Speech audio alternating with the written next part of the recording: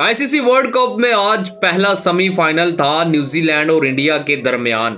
India ने पहले batting करते हुए 397 रन का हदफ दिया, जिसमें विराट कोहली ने अपनी 50वीं सेंचुरी भी की।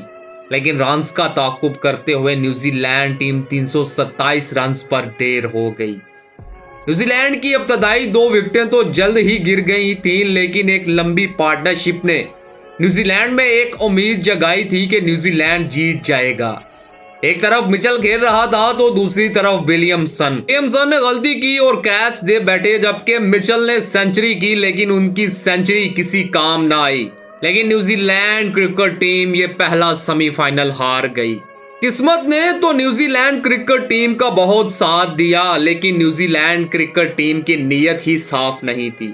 वो ये मैच जीतना नहीं चाहते थे। मोहम्मद शामी ने विलियमसन का कैच भी ड्रॉप किया, लेकिन